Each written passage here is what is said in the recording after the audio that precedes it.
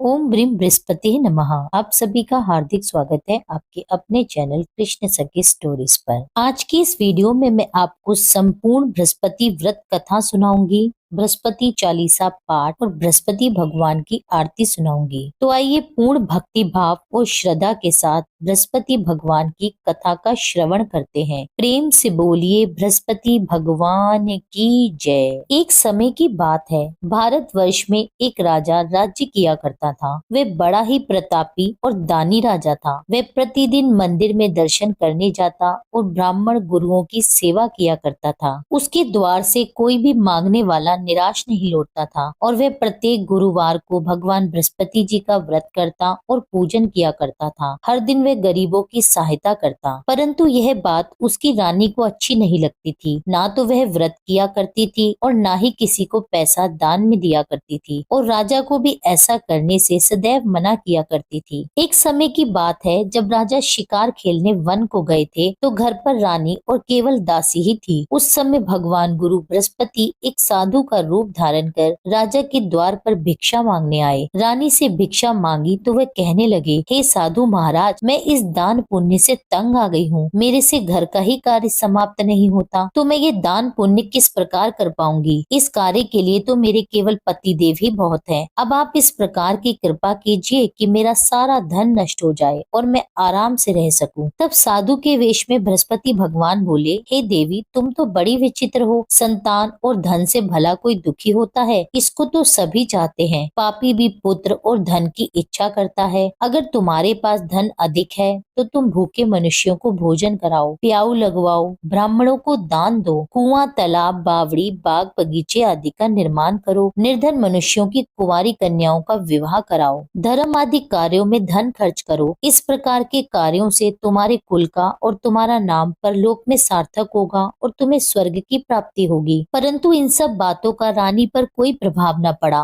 वे कहने लगी, हे साधु महाराज, मुझे ऐसे धन की आवश्यकता नहीं जिसको मैं और मनुष्यों को दूं और जिसको संभालने में मेरा सारा समय नष्ट हो जाए। साधु महाराज ने कहा, देवी, तुम्हारी ऐसी इच्छा है तो ऐसा ही होगा। मैं तुम्हें जैसा बताता हूँ तुम वैसा ही करना। बृहस्पतिवार के दिन घर को गोबर से लीपना, अपने बालों को धोना और बाल धोते समय स्नान करना, भोजन में मांस मदिरा खाना, कपड़ा धोबी के यहाँ धुलने को डालना। इस प्रकार 7 बृहस्पतिवार करने से तुम्हारा सब धन नष्ट हो जाएगा। यह कहकर वे साधु महाराज वहाँ से अंतर ध्यान हो गए। रानी ने साधु के कहने के अनुसार ही किया। 3 बृहस्पतिवार ही बीते थे कि उसकी समस्त धन संपत्ति नष्ट हो गई और भोजन के लिए दोनों समय परिवार तरसने लगा तथा सांसारिक भोगों से दुखी रहने लगा। तब वह राजा रानी से कहने लगा, हे रानी, तुम यहाँ पर रहो, मैं दूसरे देश को जाता हूँ, क्योंकि यहाँ पर मुझे सभी मनुष्य जानते हैं, इसलिए मुझे कोई कार्य नहीं देगा। देश चोरी परदेश भिक्षा बराबर है। ऐसा कहकर राजा परदेश चला गया। वहाँ जंगल में जाता, लकड़ी काट कर लाता और शहर में बेचता। इस तरह वह अपने दिन व्यतीत करने लगा। इधर राजा के बिना रानी और दासी दुखी रहने लगे।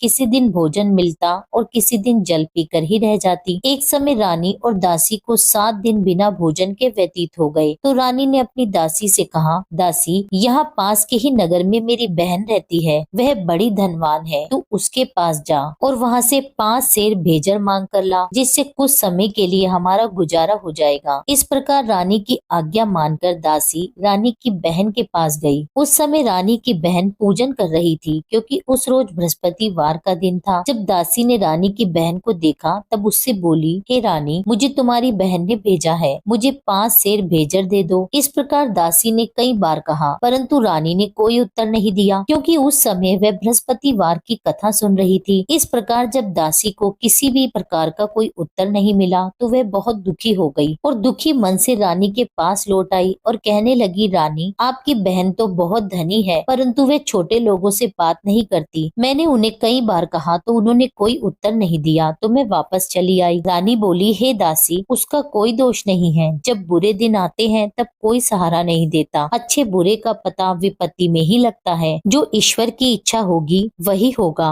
यह सब हमारे भाग्य का दोष है। इधर उस रानी की बहन ने सोचा कि मेरी बहन की दासी आई थी, किंतु मैं तो उससे कुछ बोली नहीं, इससे तो वह बहुत दुखी हुई होगी। यह सोच कथा को सुन और विष्णु भगवान का पूजन समाप्त कर वह रानी अपनी बहन के घर चल दी और आकर अपनी बहन से कहने लगी, हे बहन, मैं बृहस्पतिवार का व्रत कर रही थी। जब तुम्हारी दासी आई थी तब मैं कथा सुन रही थी, और जब कथा सुनते हैं तब ना तो उठते हैं और ना ही बोलते हैं, इसलिए मैं नहीं बोली। कहो दासी क्यों आई थी? रानी बोली, हे बहन, हमारे घर अनाज नहीं था, वैसे तुमसे कोई बात कहाँ छिपी है, इस कारण मैंने दासी को तुमसे 5 सेर भेजर मांगने के लिए भेजा था। रानी की बहन बोली, बृहस्पति भगवान सबकी मनोकामना पूर्ण करते हैं, देखो शायद तुम्हारे घर में अनाज रखा हो। इस प्रकार का वचन जब रानी ने सुना तो घर के अंदर गई और वहाँ उसे एक घड़ा भेजर का भरा मिल गया। तब वे रानी और बांदी बहुत खुश हुई। दासी कहने लगी, हे रानी, देखो वैसे हमको जब भोजन नहीं मिलता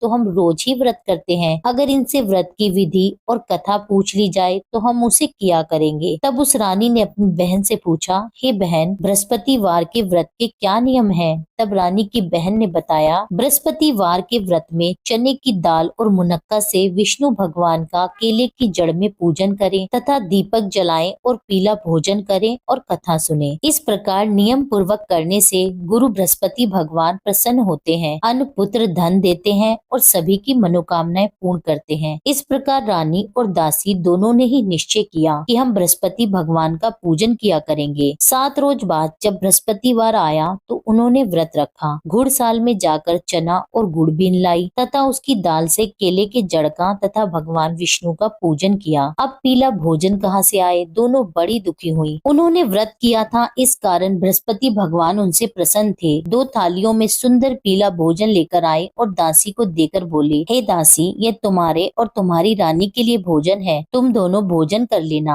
दासी भोजन पाकर बड़ी प्रसन्न हुई और रानी से बोली, चलो रानी, जी भरकर भोजन कर लो। रानी को इस विषय में कुछ पता नहीं था, इसलिए वे दासी से बोली, तू ही भोजन कर, क्योंकि तू हमारी व्यर्थ में हंसी उड़ाती है। दासी बोली कि एक महात्मा भोजन दे गए हैं। रानी कहने लगी, वह भोजन तेरे लिए दे गए हैं, तू ही भोजन कर। दासी ने कहा, वह महात्मा हम दोनों के लिए 2 थाली में भोजन दे गए हैं, इसलिए हम और तुम दोनों ही साथ साथ भोजन करेंगे। इस प्रकार रानी और दासी दोनों ने ही बृहस्पति भगवान को नमस्कार कर भोजन प्रारंभ किया। अब वे प्रत्येक बृहस्पतिवार को बृहस्पति भगवान का व्रत और विष्णु भगवान का पूजन करने लगी। बृहस्पति भगवान की कृपा से रानी और दासी के पास बहुत सा धन हो गया। अब रानी फिर से आलस्य करने लगी। तब दासी बोली, देखो रानी, तुम पहले इस प्रकार आलस्य करती थी तो तुम्हें धन रखने में कष्ट होता था, इस कारण सभी धन नष्ट हो गया। अब बृहस्पति भगवान की कृपा से धन मिला है, हमें दान पुण्य करना चाहिए। दान में भूखे मनुष्यों को भोजन कराना चाहिए, प्याऊ लगवाने चाहिए, ब्राह्मणों को दान देना चाहिए। धन को शुभ कार्यों में खर्च करें, जिससे तुम्हारे कुल का यश बढ़ेगा और स्वर्ग प्राप्त होगा, पितृ प्रसन्न होंगे। तब रानी ने इसी प्रकार के कार्य करने प्रारंभ कर दिए तो काफी यश फैलने लगा। एक दिन रानी और दासी विचार करने लगी कि ना जाने हमारे राजा किस दशा में होंगे, उनकी कोई खोज खबर नहीं है। बृहस्पति भगवान से उन्होंने प्रार्थना की तो एक दिन भगवान ने रात्रि में राजा को स्वप्न में कहा, हे राजन, उठ, तेरी रानी तुझको याद करती है, अपने देश को चला जा। राजा प्रातः काल उठा और विचार करने लगा। स्त्री खाने और पहनने की साथी होती है, पर भगवान की आज्ञा मानकर वह अपने नगर की ओर चलने को तैयार हुआ। इससे पूर्व जब राजा प्रदेश चला गया था तो प्रदेश में दुखी रहने लगा। प्रतिदिन जंगल में से लकड़ी बीन कर लाता और उसे शहर में बेचकर अपने दुखी जीवन को बड़ी कठिनता से व्यतीत करता था। एक दिन राजा दुखी हो अपनी पुरानी बातों को याद करके रोने लगा। तब उस समय जंगल में बृहस्पति देव एक साधु का रूप धारण कर आए और राजा के पास आकर कहने लगे, लकड़हारे, तुम इस सुनसान जंगल में किस चिंता में बैठे हो, मुझे बताओ। यह सुनकर राजा की आंखों में जल भर आया और साधु की वंदना कर बोले, हे प्रभु, आप सब कुछ जानने वाले हो। इतना कहकर साधु को अपनी कहानी सुना दी। महात्मा दयालु होते हैं वे राजा से बोले, हे राजन, तुम्हारी स्त्री ने बृहस्पति देव का अपमान किया था,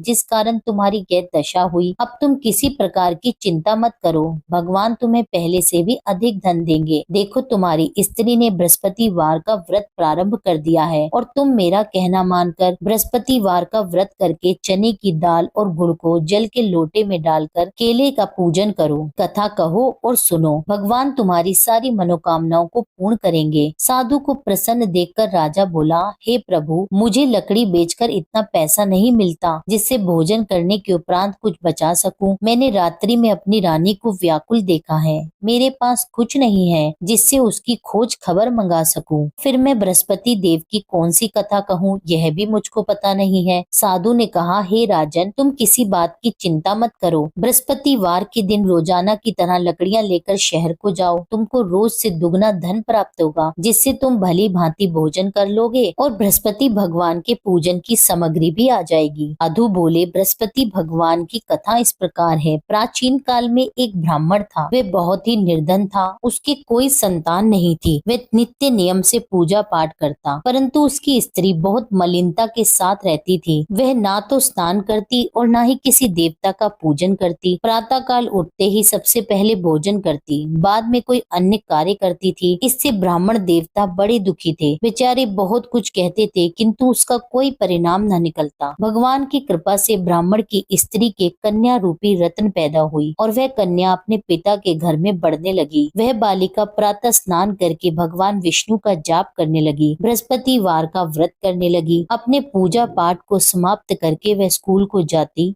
तो अपनी मुट्ठी में जौ भरकर ले जाती और पाठशाला जाने के मार्ग में डालती जाती। वही जौ स्वर्ण के हो जाते और लौटते समय उनको बीनकर घर ले आती। एक दिन वह बालिका सूप में सोने के जौ को फटक कर साफ कर रही थी, तो उसकी माँ ने देख लिया और कहा, हे बेटी, सोने के जौ को फटकने के लिए सोने का सूप होना चाहिए। दूसरे दिन बृहस्पतिवार था। इस कन्या ने व्रत रखा और बृहस्पति भगवान से प्रार्थना करके कहने लगी, हे प्रभु, यदि मैंने आपकी पूजा सच्चे मन से की हो तो मेरे लिए सोने का सूप दे दो। बृहस्पति देव ने उसकी प्रार्थना स्वीकार कर ली। रोजाना की तरह वह कन्या जौ फैलाती हुई स्कूल को गई और जब लौटकर जौ बीन ही रही थी तो बृहस्पति देव की कृपा से रास्ते में सोने का सूप मिला। वह सोने के सूप को लेकर घर गई और उससे जौ साफ करने लगी, परंतु उसकी माँ का वही ढंग रहा। एक दिन की बात है, वह कन्या सोने के सूप से जौ साफ कर रही थी। उस समय उस शहर का राजपुत्र वहां से होकर निकला। इस कन्या के रूप और कार्य को देखकर वह मोहित हो गया और अपने घर आकर भोजन और जल त्याग कर उदास होकर लेट गया। राजा को जब इस बात का पता लगा तो वह अपने मंत्रियों के साथ अपने पुत्र के पास गए और बोले, हे पुत्र, तुम्हें किसी बात का कष्ट है? किसी ने तुम्हारा अपमान किया है क्या, या कोई और कारण है? सो कहो, मैं वही कार्य करूंगा जिससे तुम्हें प्रसन्नता हो। राजकुमार ने अपने पिता की बातें सुनी तो वह अपने पिता से कहने लगे, हे पिताजी, आपकी कृपा से मुझे किसी बात का दुख नहीं है और ना ही किसी ने मेरा अपमान किया है, परंतु मैं उस लड़की के साथ विवाह करना चाहता हूँ जो सोने के सूप में जौ साफ कर रही थी। यह सुन राजा भी आश्चर्य में पड़ गया और बोला, पुत्र, तुम इस तरह की कन्या का पता लगाओ, मैं उसके साथ तुम्हारा विवाह अवश्य करवा दूंगा। राजकुमार ने अपने पिता के वचन सुनने के पश्चात उस लड़की के घर का पता बतलाया। राजकुमार के बताए पते के अनुसार मंत्री उस लड़की के घर गए और ब्राह्मण कन्या का विवाह राजकुमार के साथ संपन्न करवाया। कन्या के घर से जाते ही पहले की भांति उस ब्राह्मण देवता के घर में गरीबी का वास हो गया। अब भोजन के लिए भी अन्न बड़ी मुश्किल से मिलता था। एक दिन दुखी होकर ब्राह्मण देवता अपनी पुत्री के पास गए। बेटी ने पिता को दुखी देखकर अपनी माँ का समाचार पूछा।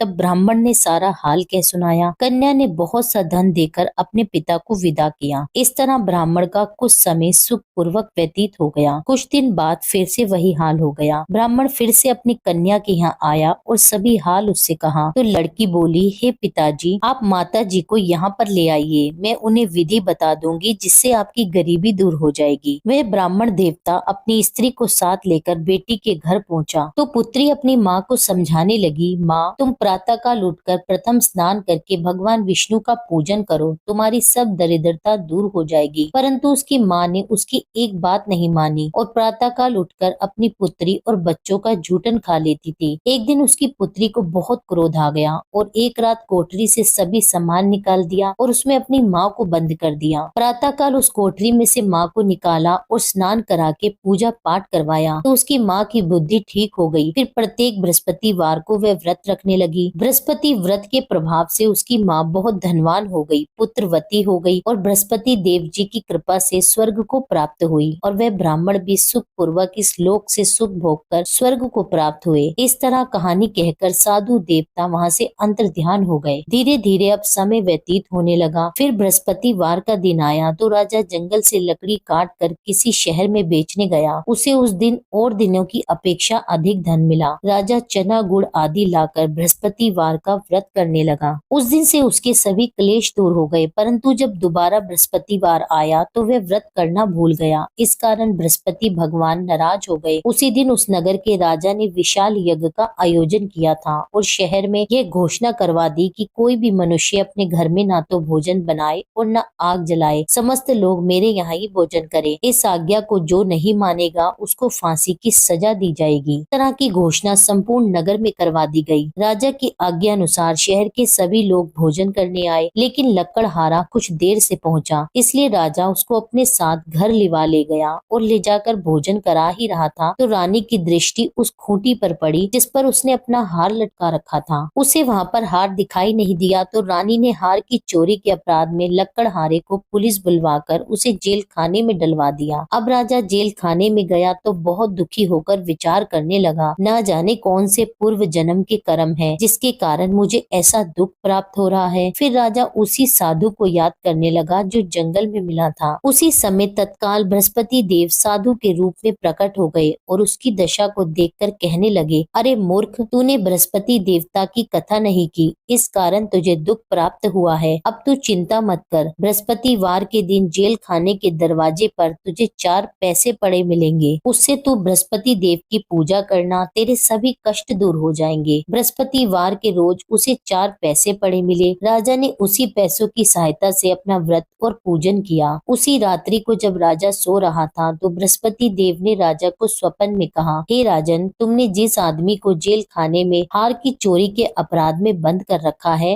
वह निर्दोष है, वह राजा है, उसे छोड़ देना। रानी का हार उसी खूंटी पर लटका हुआ है, अगर तू ऐसा नहीं करेगा तो मैं तेरे राज्य को नष्ट कर दूंगा। राजा प्रातः काल उठा तो रानी का हार खूंटी पर टंगा देखकर लकड़हारे को बुलाकर उससे क्षमा मांगी तथा राजा को योग्य सुंदर वस्त्र आभूषण देकर विदा किया। भगवान बृहस्पति देव की आज्ञा अनुसार राजा अपने नगर को चल दिया। राजा जब नगर के निकट पहुंचा तो उसे बड़ा ही आश्चर्य हुआ। नगर में पहले से भी अधिक बाग, तालाब, कुएं, मंदिर तथा बहुत सी धर्मशाला बने हुए थे। राजा ने पूछा कि यह किसका बाग और धर्मशाला है। तब नगर के सब लोग कहने लगे कि यह सब रानी और दासी का है। तो राजा को बड़ा आश्चर्य भी हुआ और गुस्सा भी आया। जब रानी ने यह खबर सुनी कि राजा आ रहे हैं तो उसने अपनी दासी से कहा, हे दासी, देख राजा हमें कितनी बुरी दशा में छोड़ गए थे, वह हमारे ऐसे हालात देखकर कहीं लौट न जाए, इसलिए तू द्वार पर ही खड़ी हो जा। रानी की आज्ञा सुनकर दासी द्वार पर ही खड़ी हो गई। जब राजा आए तो उन्हें अपने साथ लिवा लाई। तब राजा ने क्रोध करके अपनी तलवार निकाली और पूछने लगा, यह बताओ तुम्हें यह धन कैसे प्राप्त हुआ। तब रानी ने कहा कि यह सब धन बृहस्पतिवार के व्रत के प्रभाव से मिला है। तब राजा ने निश्चय किया कि 7 रोज बाद तो सभी बृहस्पति देव का पूजन करते हैं, परंतु मैं रोजाना दिन में 3 बार कहानी कहा करूंगा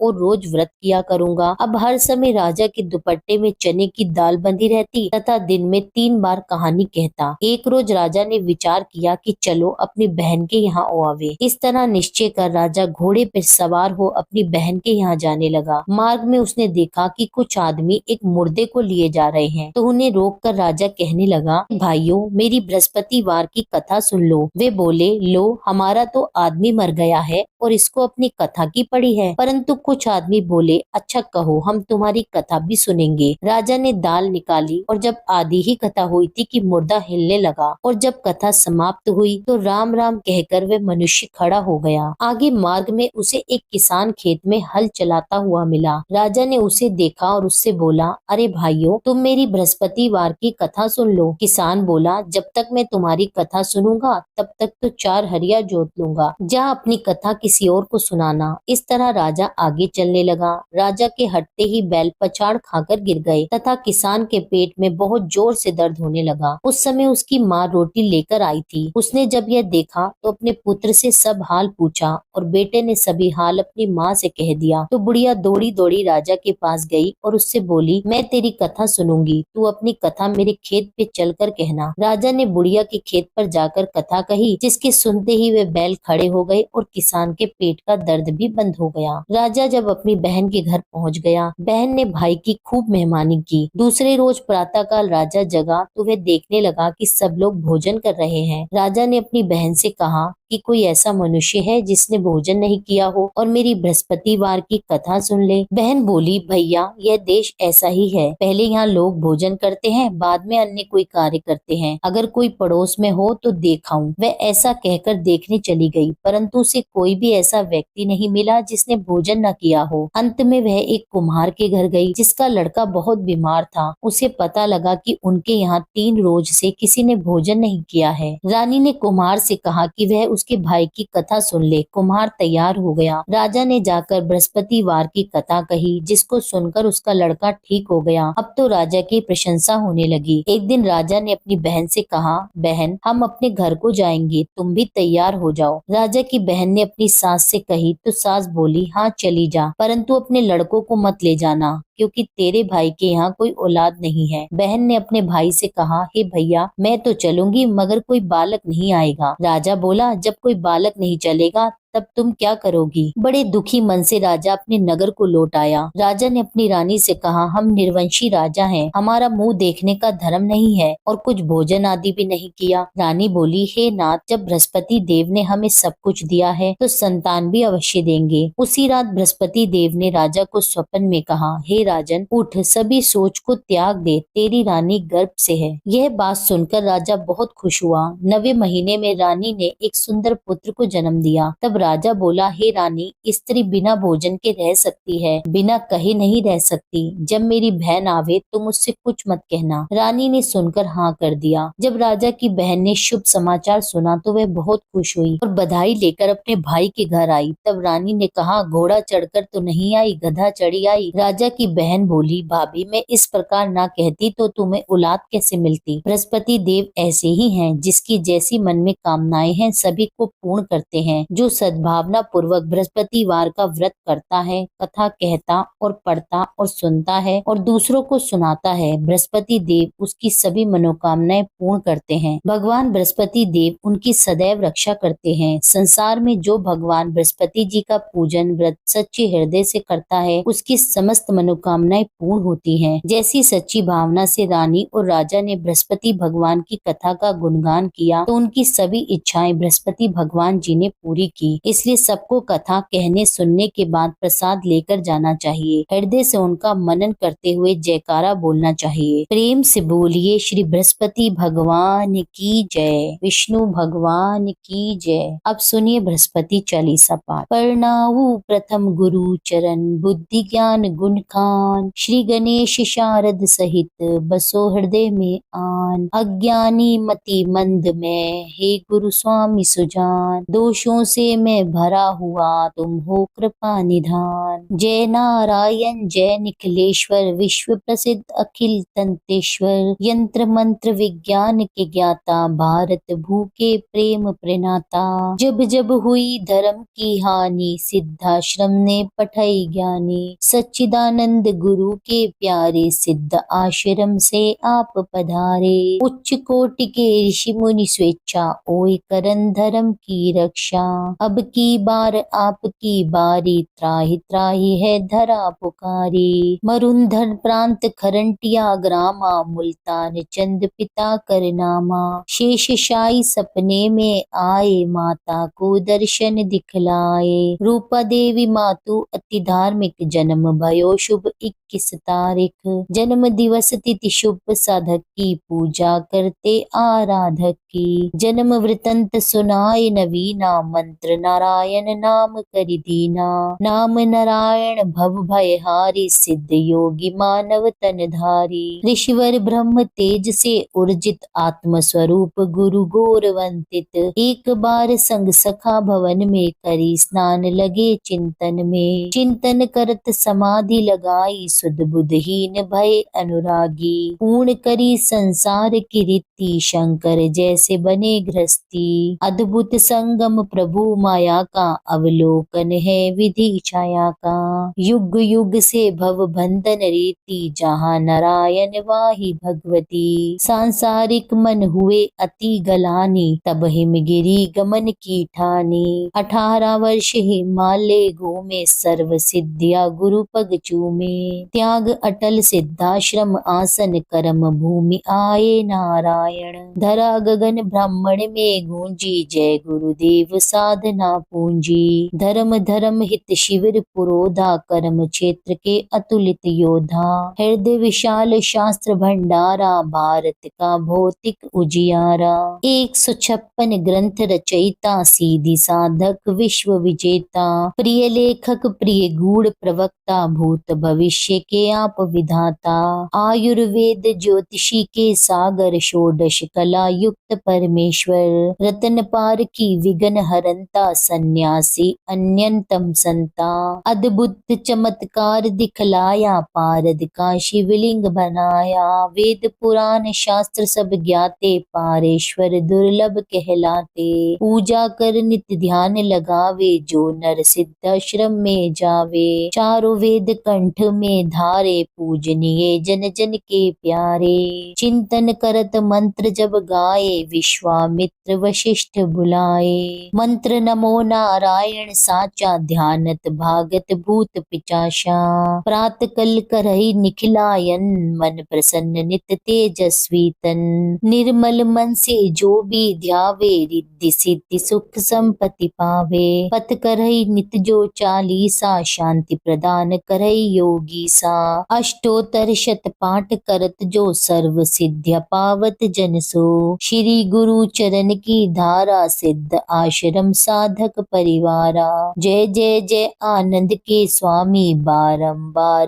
नमामि नमामि। श्री बृहस्पति भगवान की आरती। जय बृहस्पति देवा, ओम जय बृहस्पति देवा। छिन छिन भोग लगाऊं, कदली फल मेवा। ओम जय बृहस्पति देवा, तुम पूर्ण परमात्मा, तुम अंतर्यामी। जगत पिता जगदीश्वर, तुम सबके स्वामी। ओम जय बृहस्पति देवा, चरना अमृत निज निर्मल, सब पातक हरता। सकल मनोरथ दायक, कृपा करो भरता। ओम जय बृहस्पति देवा, तन मन धन अर्पण कर, जो जन शरण पड़े। प्रभु प्रकट तब हो कर, आकर द्वार खड़े। ओम जय बृहस्पति देवा, दीन दयाल दयानिधि, भक्तन हितकारी। पाप दोष सब हरता, भव बंधन हारी। ओम जय बृहस्पति देवा, सकल मनोरथ दायक, सब संशय तारी। विष विकार मिटाओ, संतन सुखकारी। ओम जय बृहस्पति देवा, जो कोई आरती तेरी प्रेम सहित गावे। जेठानन आनंद कर, सो निश्चय पावे। ओम जय बृहस्पति देवा, जय बृहस्पति देवा। स्वामी जय बृहस्पति देवा, छिन छिन भोग लगाऊं, कदली फल मेवा। ओम जय बृहस्पति देवा। आशा करती हूँ यह वीडियो आपको पसंद आई होगी। कथा आपको पसंद आई हो, वीडियो अच्छी लगी हो तो वीडियो को लाइक जरूर करें, वीडियो पर कमेंट करें, भगवान बृहस्पति देव की जय लिखिए और जिन भी लोगों ने अभी तक मेरे चैनल को सब्सक्राइब ना किया हो उनसे मेरा अनुरोध है कि चैनल को सब्सक्राइब कर लें। मिलती हूँ आपसे एक अगली वीडियो में, जब तक के लिए जय श्री राधे।